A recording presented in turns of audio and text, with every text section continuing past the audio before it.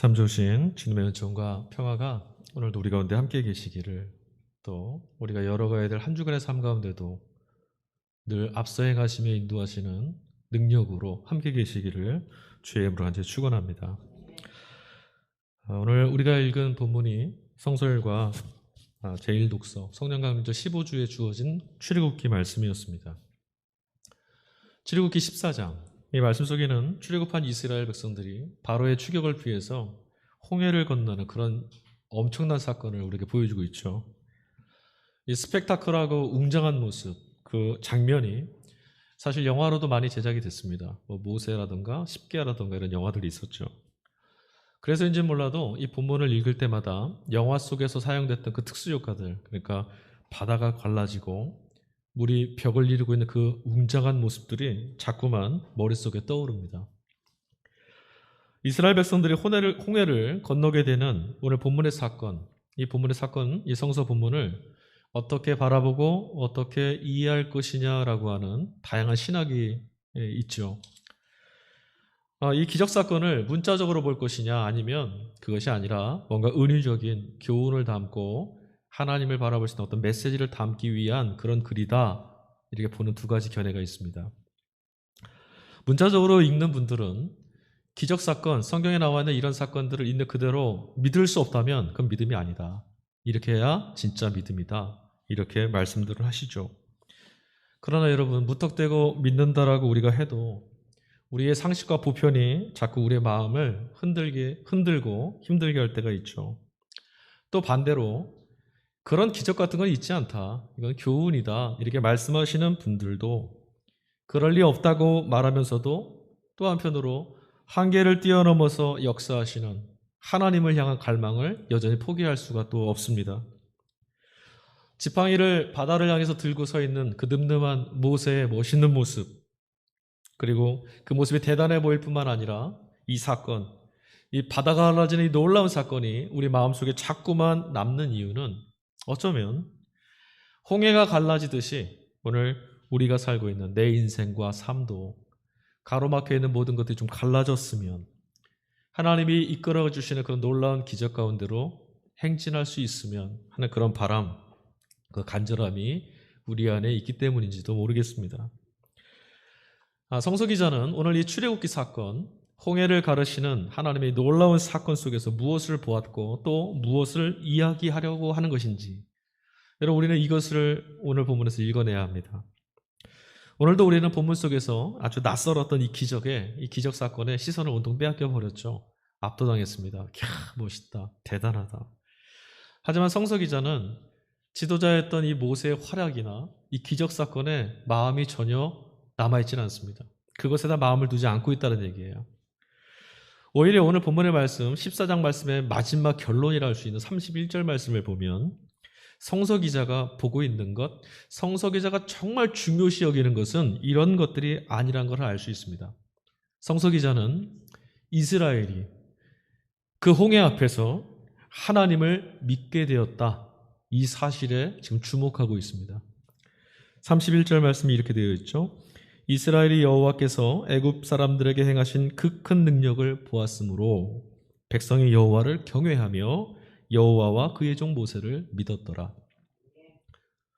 10가지 재앙으로 인해서 이스라엘 백성들을 풀어줄 수밖에 없었던 바로, 그가 이스라엘 백성들이 출애굽한 이후에 뒤늦게 정신이 들었습니다. 그래서 부랴부랴 이스라엘 백성들의 그 뒤를 쫓기 시작했어요. 여러분, 애굽은 이스라엘에게 어떤 나라입니까? 결코 이길 수 없는, 그 앞에만 서면 낭망할 수밖에 없는 그런 절대적이고 정말 엄청난 힘과 권세 아니겠습니까? 그럼에도 불구하고 이 성경 말씀, 이 출애굽기 사건은 우리에게 무엇을 말해주냐면 이스라엘은 홍해를 건넜고 애굽은 멸망했다라는 것을 이야기해 줍니다.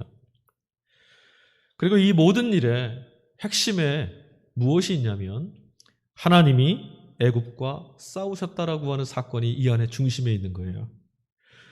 여러분, 이스라엘로서는 어찌할 수 없는 그런 애굽의 힘, 그 강력한 군사력이 이스라엘을 지금 뒤쫓고 있고 바짝 그 뒤까지 추격해 왔어요. 하지만 성경은 하나님께서 구름 기둥으로 그들을 가로막으셨다고 말합니다. 이제 하나님이 이스라엘을 위해서 애굽과 싸우시겠다라고 출전하신 거예요. 그러니 애굽의 그들이 그 제국이 자랑하던 마병과 병거 같은 건 이제는 아무짝에도 쓸모가 없습니다.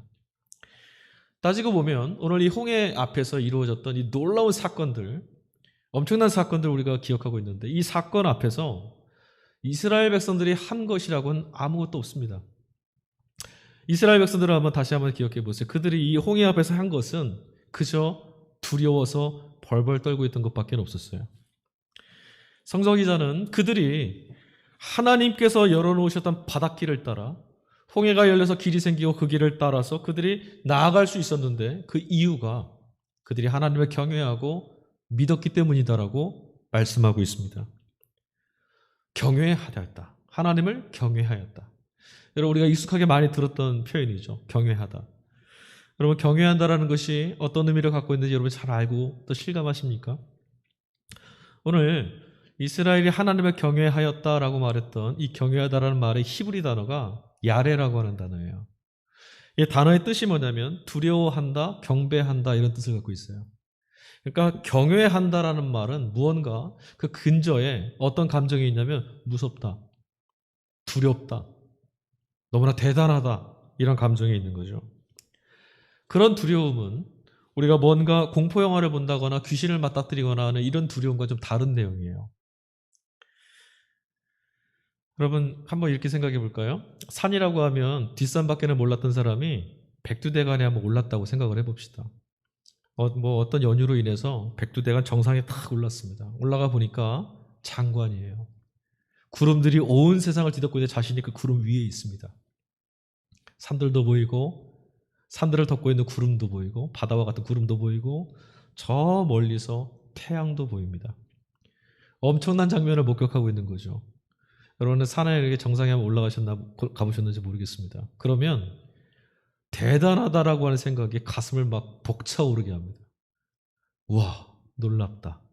이 감정이죠. 아마도 이제 사람들이 그에게 야 이쪽 산에 저 산에 갔더니 참 좋고 이쪽 산에 갔더니 이런 게 좋고 막 이야기해도 이 사람의 머릿속에는 자신이 올라본 백두대간의 그 절경밖에는 기억이 안 날 거예요. 나머지는 산처럼 보이지도 않겠죠. 오직 하나, 자신이 목격했던 그 엄청난 광경의 그 백두대간, 그것만이 산으로 가슴에 남습니다. 이전까지 알지 못했던 또 설명할 수 없었던 엄청난 일을 겪을 때 우리들의 마음은요 굉장히 벅차올라요. 그리고 순간 또 그 엄청난 일들 때문에 아무런 생각도 하지 않고 그대로 굳어버리기도 하죠. 놀랍고 경탄스럽고 그 놀랍고 큰 것이 너무나 위대하게 다가와서 숨도 제대로 못 쉴 만큼의 우리가 짓눌림을 경험할 때가 있습니다. 압도되는 거죠. 그런 존재들, 그런 경험을 우리가 하게 되면 이전까지 경험해왔던 모든 것들, 또 우리가 알고 있던 지식들은 아무것도 아닌 게 됩니다. 백두대간에 올라간 그 순간부터 이전에 알고 있던 모든 산들이 이제 산이 아닌 것처럼 그 전에 내가 가지고 있던 지식과 경험은 아무짝에도 쓸모없는 게 되는 거죠.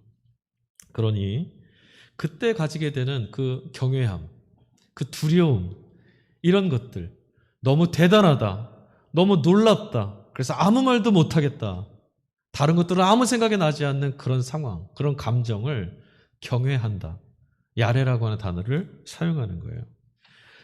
성전에서 하나님을 배웠던 이사야 선지자가 이런 경험을 하고 이사야서에다 이런 고백을 썼어요. 이사야서 6장 5절에 보니까 화로다 나여 망하게 되었도다. 나는 입술이 부정한 사람이요 나는 입술이 부정한 백성 중에 거하면서 만군의 여호와이신 왕을 배웠음이로다 하였더라. 그전까지 이사야 선지자가 하나님에 대해서 몰랐던 사람이 아니고 하나님에 대해서 말씀도 나누고 전했던 사람입니다. 그런데 성전에 있다가 하나님이 여기 계시다는 사건을 목격한 거예요. 하나님을 딱 뵙자마자 이사야 선지자 입이 굳어버렸어요. 하나님을 입에 담을 수가 없는 거죠. 너무나 크셔서. 너무 압도적인 분이라는 거죠. 그대로 굳어 있습니다. 머리를 조아리고 어찌하면 좋을까? 어찌하면 좋을까? 이러고 있는 거예요. 이게 경외한다라고 하는 감정이에요.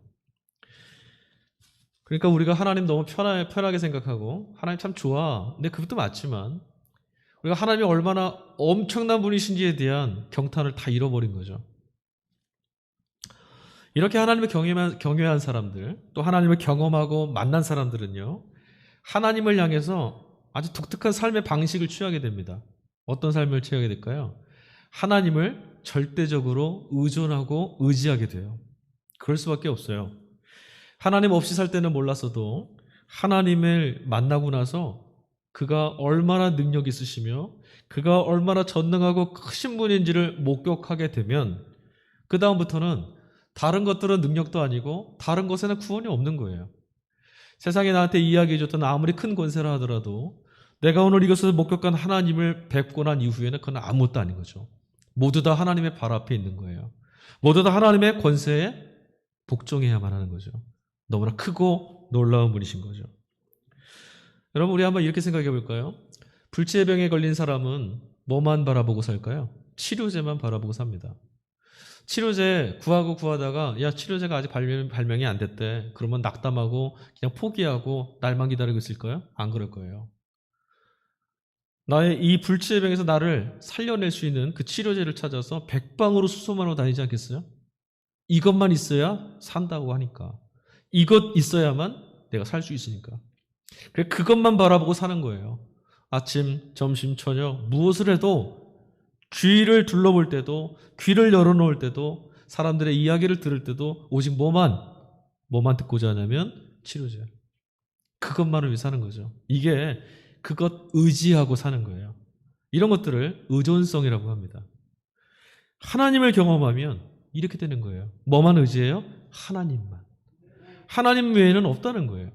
하나님 외에 다른 놀라움을 본 적도 없고 하나님만큼 내 가슴을 뛰게 하시는 분도 없고 하나님 말고 내 삶을 소망으로 바꾸실 수 있는 분이 없다라는 걸 경험했기에 다른 건 없는 거예요. 이것이 바로 하나님을 의지하고 의존하는 거죠. 하나님 경험한 분들은 이렇게 살 수밖에 없습니다. 그러니까 입을 열 때마다, 아침에 일어나서 잠자리에 들 때마다 그 온 시간을 모두 다 하나님을 바라보고 살아요. 하나님만. 그게 하나님의 의존성이에요. 하나님을 경험하면 지금까지 내가 붙들고 있던 것들이요, 다 상대화됩니다. 무슨 말이냐면 가치 없는 게 된다는 거예요. 세상에서 내가 누려보려고 했던 성공, 내가 취하려고 했던 그 재물, 명성 이런 것도 하나님을 직접 대면하고 만나고 난 이후에는 다 쓸모가 없어요. 가치가 없는 거예요. 이게 절대적 의존성인 거죠. 내가 지금까지 매달려 있던 것들, 그것뿐만 아니라 어찌할 바를 몰랐던 그 고통, 아픔, 괴로운 그런 일들도 마치 눈에서 비늘이 벗겨지는 것처럼 아무것도 아니구나, 이렇게 되는 거죠. 이게 하나님을 경외하는 경험을 한 사람들의 시선이고 삶의 방식이에요. 그래서 경외하다, 하나님을 경외하는 자들의 삶은 늘 주님께만 매달리고 주님께만 집중하고 주님을 의지하고 다른 것들은 다 자신에게 중요하지 않아서 걸쳐있던 것도 다 끊어지고 오직 하나님만을 바라보며 살게 되는데, 이것을 앞서 말씀드린 하나님께 향한 절대 의존성이라고 하는 거예요. 여러분, 이 절대적 의존성, 이것이야말로 지금 내가 예수님을 믿고 있는지, 내가 지금 하나님을 경험한 사람인지를 드러낼 수 있는 가장 확실한 삶의 증거입니다.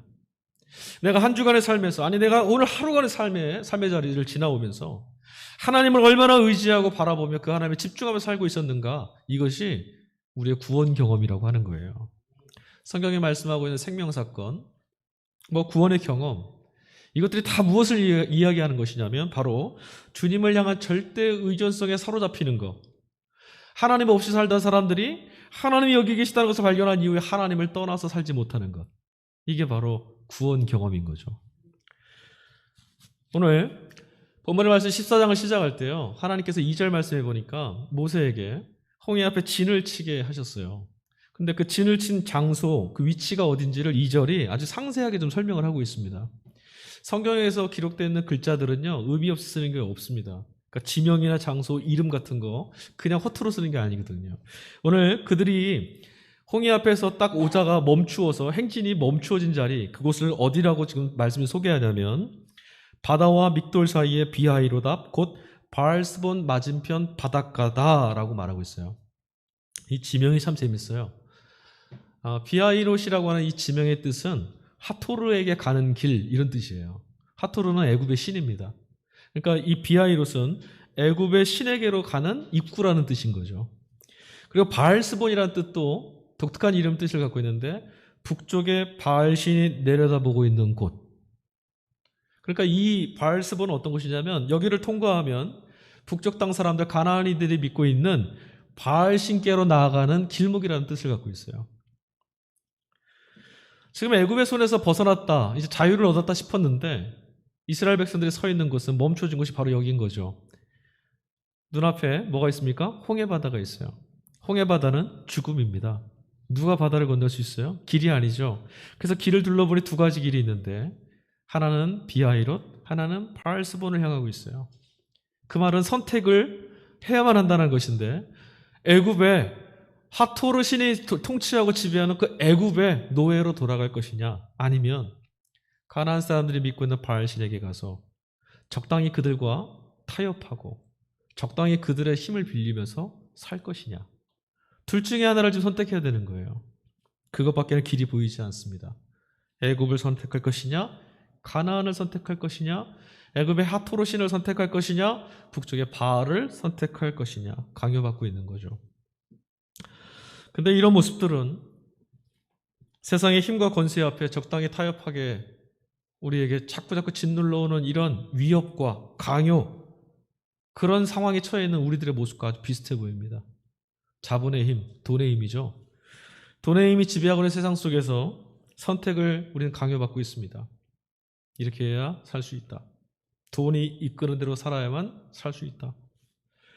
이것 없으면 죽을지 모른다는 두려움이 우리에게 찾아오기도 하고, 이것 이루어내면 살 수 있다라는 유혹도, 또 이만큼 해내지 못하면 실패하고 뒤처질 수밖에 없다라고 하는 이 불안감이 우리들의 믿음을 자꾸 뒤흔들죠.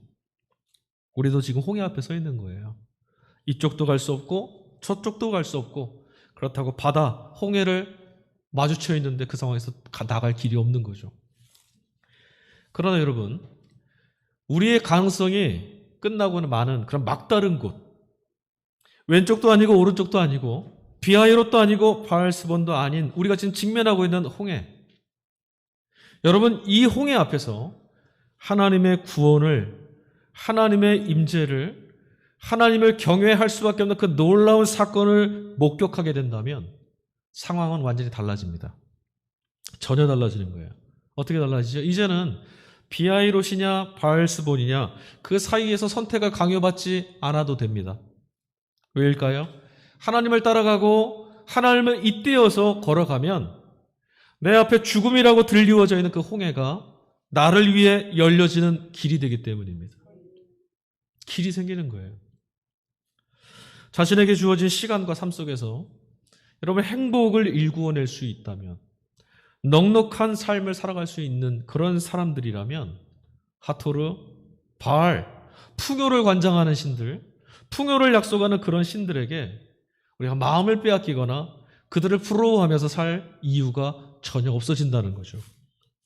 여러분, 하루 세끼밥을 먹으면서도요, 그것만으로도 구차함에 떨어지지 않고 생명의 기쁨, 생명에 주어졌다는 그 풍성한 기쁨을 누리고 살 수 있다면 그게 바로 행복인 겁니다.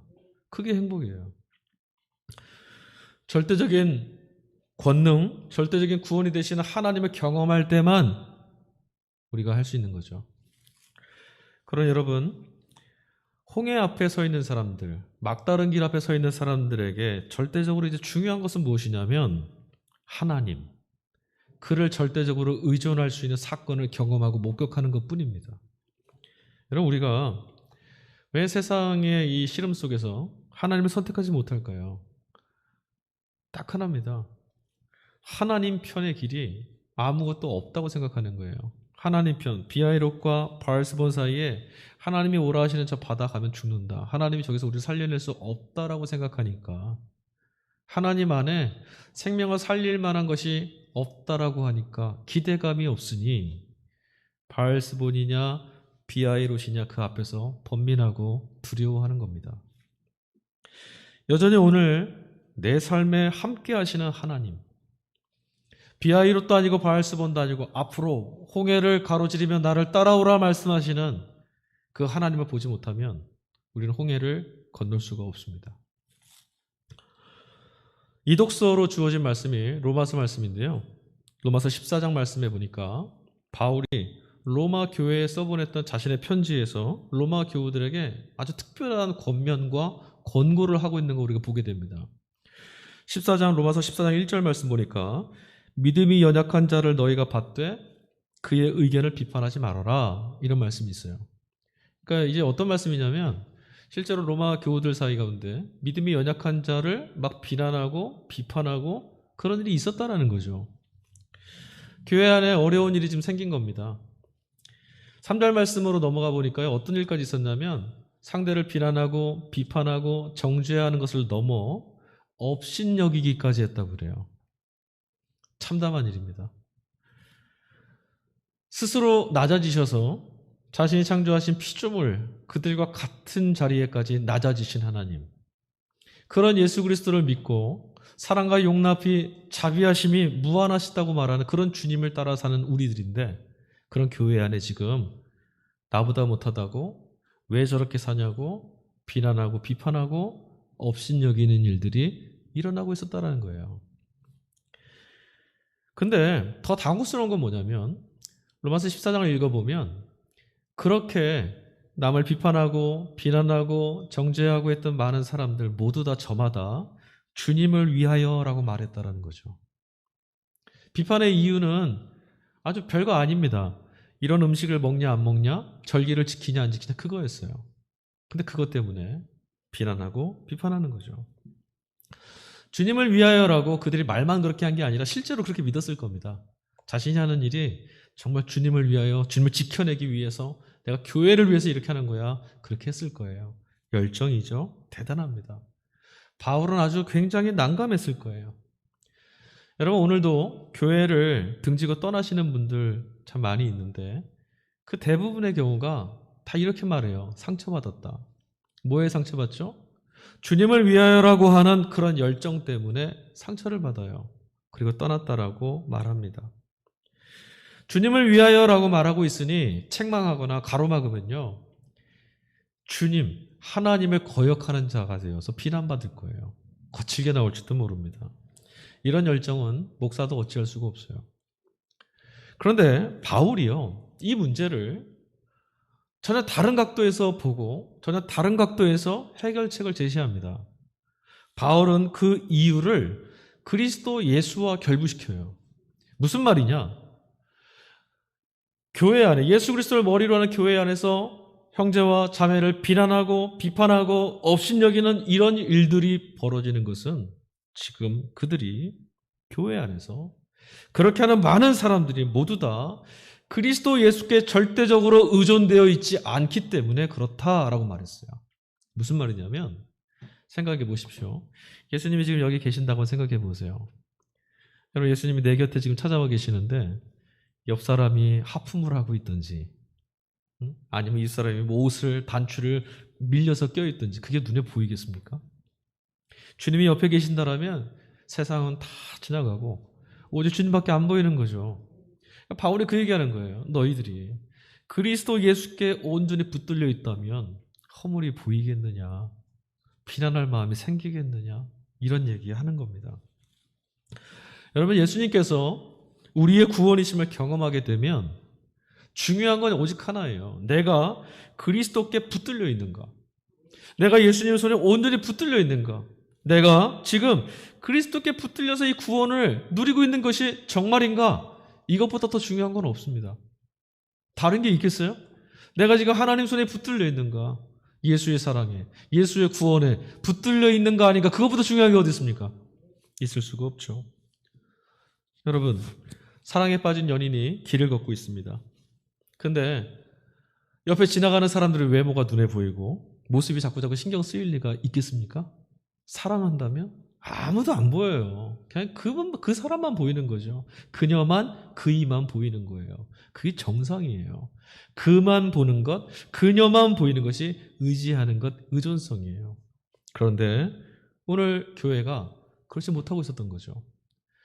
그리스도 예수, 그 엄청나고 놀라우신 하나님의 기쁨인 복음인 그분이 보이지 않기 시작했다는 거예요. 그럼 오늘 우리 교회가 어떻습니까? 다른 사람들이나 타종교, 그걸 어찌 해야 되는가? 어떻게 처리해야 되는가? 그럼 거기서 너무나 많이 에너지를 쏟고 있지 않습니까? 때로는 시체말로 오지랖 부릴 때도 참 많아요. 어쩌면 복음을 전해야 된다는 그런 강박 때문이라고 저는 생각을 하는데, 그런데 한번 생각해 보십시오. 정말 내가 복음 안에 있는가? 우리 교회가 하나님의 인도하심을 따라 복음에 붙들려서 지금 그 생명의 길을 걷고 있는가? 이것보다 더 중요한 게 있겠습니까? 여기에는 자신이 있으신 건가요, 다들? 내가 경험하고 있는 것이 그리스도의 복음이 분명하다면, 여러분이 그것을 누리고 있는 것이 사실이라면, 여러분 내가 저들을 어찌할까 안 하셔도 돼요. 왜요? 복음이 능력이라지 않습니까? 내가 정말 예수 그리스도 안에 복음에 붙들려 살고 있다면 그 복음이 우리의 삶을 터뜨리고 나와서 온 땅을 덮고도 남음이 있을 겁니다. 그런 사람들, 정말 중요한 것, 하나님과 그의 아들 되신 예수 그리스도께 의존되어서 사는 사람들은 이렇게 고백을 하는 거예요. 바울이 말합니다. 그러므로 사나 죽으나 우리가 주의 것이로다. 이를 위하여 그리스도께서 죽었다가 다시 살아나셨으니 곧 죽은 자와 산 자의 주가 되려 하심이라. 아멘. 이것밖에 안 나눈다는 거예요. 성서일과 삼독서로 주어진 말씀이 마태복음 18장 말씀입니다. 21절 이후의 말씀이거든요. 여기에 우리 모두가 잘 아는 비유 말씀 하나가 나와요. 악한 종에 관한 비유입니다. 이 사람이 악한 이유가 있어요. 주인이요, 자신의 빚을 진 자를 불렀습니다. 빚이 어느 정도냐면 갚을 수 없는 엄청난 빚을 지고 있는 거예요. 그러니까 원금을 갚는 건 고사하고 이자도 못 갚습니다. 이자가 이자를 쳐서 불가능합니다. 거기에 눌려서 헛헛거리면서 살고 있어요. 그이가 주인이 불러 찾아온 다음에 주인 앞에 엎드려 사정을 합니다. 어떻게 할 수가 없습니다. 살려주십시오. 불쌍히 여겨주십시오. 그때 이 주인이 마음 좋게 탕감해 줬어요. 그래, 알았어. 그럼 사람답게 이제 살아. 나 이거 없어도 괜찮아. 너 빚 안 받을게. 살아봐. 얼마나 신났겠어요? 그가 신이 나서 길로 막 뛰쳐나갔습니다. 막 뛰쳐나갔는데 한 사람을 만났어요. 성경에 보니까 자신의 동료였답니다. 봤더니 자기한테 빚진 사람이에요. 그 친구를 보자마자 마음이 안 좋아졌어요. 야, 너 내 돈 왜 안 갚아? 본문에 보니 말씀을 보니까 그 친구의 멱살을 잡고 사납게 멱살을 잡고는 옥에다 가두었대요. 내가 갚을 수가 없어 지금. 그 형편을 말하니까 괘씸했나 봐요. 이 주인에게서 이 사람이 탕감받은 빚이 얼마였죠? 여러분 아세요? 1만 달란트입니다. 그리고 이 친구, 자기의 동료가 자기에게 빌린 돈은 얼마였냐면 100데나리온입니다. 한 데나리온이 성인 한 사람의 하루치 품삯이에요. 그러니까 100데나리온이면 100일치 임금인 거죠. 그런데 이 사람이 정작 주인에게 탕감받았다고 말하는 그 달란트라고 하는 양은 얼마냐면 한 달란트가 6,000데나리온입니다.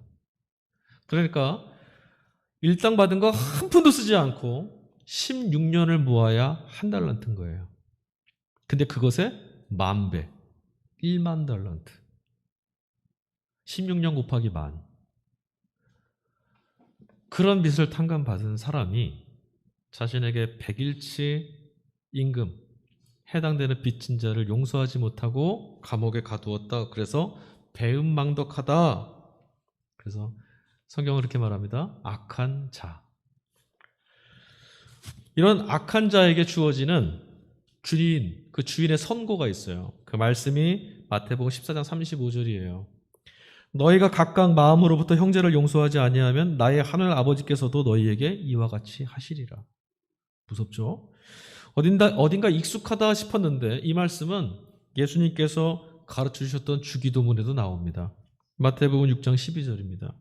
우리가 우리에게 죄 지은 자를 사하여 준 것 같이 우리 죄를 사하여 주시옵고.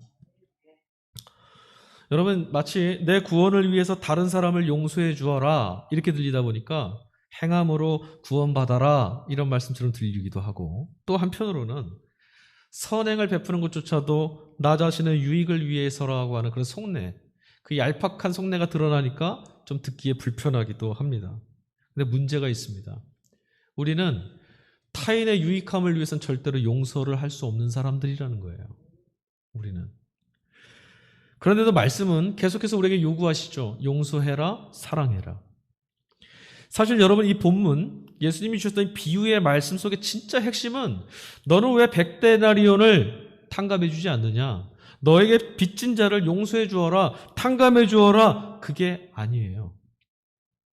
여러분, 본문의 진짜 핵심은 그게 아닙니다. 상대방에게 여러분 얼마나 빚을 빌려줬느냐, 내가 받을 돈이 얼마냐, 그게 얼마나 큰 돈이냐, 달란트만큼 큰 돈, 그건 중요치 않아요. 아마도 한 데나리온만 받을 돈이 있었어도 이 사람은 그 동료를 용서하지 않았을 거예요. 멱살 끌고 갔을 거예요. 왜냐하면 여러분, 우리는 내게 준 한 데나리온이 달란트, 1만 달란트처럼 여겨지거든요. 오히려 주님의 관심은 어디 있냐면 이 악한 종이요, 1만 달란트를 탕감받았다라는 사건. 이 종이 탕감받은 게 얼마인 줄 알아? 갚을 수 없는 어마어마한 빚을 다 탕감받았어. 그의 주인이 그렇게 하셨어. 아마도 주인이요, 이 종에게 너한테 네가 빌려준 돈이 있다며?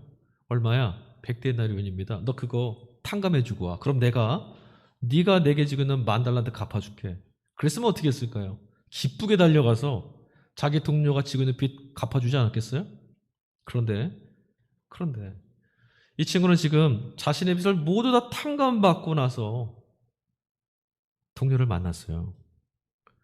이전에 자신에게 주어졌던 그 엄청난 은혜가 마땅한 것 같이 보이고 당연한 것 같이 보이고 지나갔다 생각되니까 아무런 가치가 없어 보이는 거예요. 조건 없는 은혜, 무조건적인 용서, 압도적이고 절대적인 은총을 마땅한 것으로 여기고 보니까 슬그머니 본전 생각이 나는 겁니다. 여러분, 오늘 우리가 하나님께서 우리에게 행하셨던, 우리를 찾아오셔서 베푼 압도적인 은혜와 은총을 기억하고 있나요? 실감합니까?